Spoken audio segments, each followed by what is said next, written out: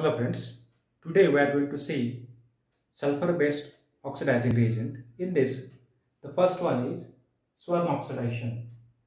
It involves the formation of sulfonium salt which is used for the oxidation of alcohols. Here, the swarm oxidation make use of DMSO, oxalyl chloride or trifluoroacetic acid or acetic anhydride or SOCl2. So DMSO is compulsory. Any of these reagents you can use for a oxidation. Then the second step involved addition of triethylamine, and afterward the oxidation get complete. This is the general reaction where we have taken an example of a secondary alcohol. You can use primary alcohol also. Secondary alcohol when treated with DMSO, oxalic chloride at very low temperature, -80 to 50 degrees centigrade. This is because if the temperature increase beyond 30 degree, -30 degree, then the sulfur salt form get decomposed. Therefore, oxidation remains uncompleted. The second step involves use of triethylamine. It is also at a lower temperature, and then we are getting a carbonyl compound. If you are using a secondary alcohol, then you will get a ketone. If you are using a primary alcohol, that means if R dash is hydrogen, then you will get aldehyde over here. Now, the general mechanism of this reaction. The general mechanism involves two steps. Step 1, formation of sulfonium salt. DMSO is having this structure. Here, in DMSO, electron pair is taken up by oxygen and then it is attacking on a carbonyl carbon. Later, the chlorine get liberated from this. The chlorine ion remain intact with this sulfur as it is having positively charged. Now, the closeness of this chlorine is able to make a attack on a positive charged sulfur, thereby this sulfur oxygen bond get broken up, and which results in a triggering of a reaction like formation of CO2, then CO, then Cl minus. So we got here CH3 S CH3 Cl with positive charge sulfur. As it is positive charge, the chlorine liberated is an anion which remains in the closeness of it, and CO2 and CO get formed. In next step, oxidation happens. If you are using a secondary alcohol, so we have taken that example, the electron of a oxygen attacks on electron deficient sulfur which is positive charge.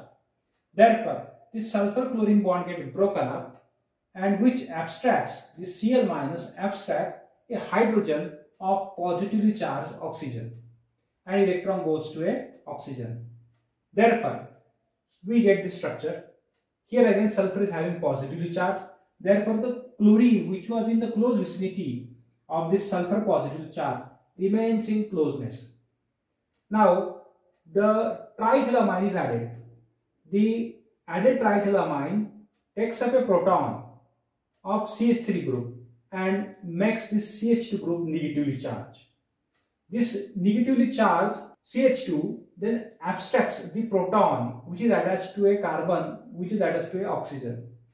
Then this electron is abstracting this hydrogen making CH2 to CH3, while this electron pair get transferred over carbon oxygen. Therefore, we get carbon double bond oxygen. Therefore, this bond get broken, sulfur oxygen bond get broken to sulfur, and here positively charged sulfur get neutralized.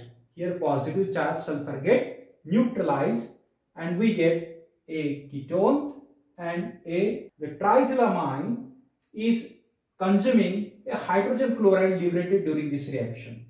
So in this step also HCl is liberated which is consumed by this triethylamine. In the second step also the HCl is liberated which is consumed by triethylamine. When we see a overall reaction, then we come to know a alcohol is getting reacted with a DMSO. It requires 2 triethylamine molecule and 1 molecule of oxalic chloride at very low temperature -80 degree to -50 degree centigrade. We are getting a carbonyl compound, then then CO2, CO, and salt formation. 2 molecules of salt get fall. Now the applications. The first application is it can oxidize any type of alcohol to carbon double bond oxygen without affecting the structure of a molecule. It do not touch to any other parts.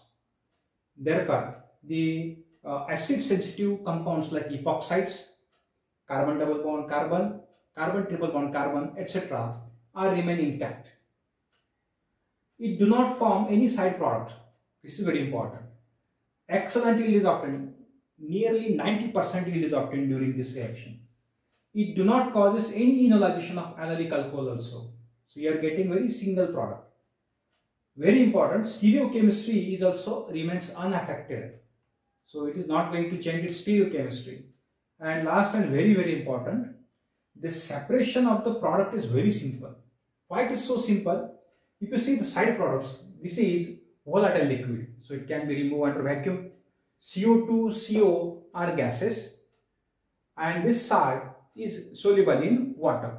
So if you pour this compound into water, the salt can easily separate it, leaving you a very pure product. The only limitation of this reaction is low temperature.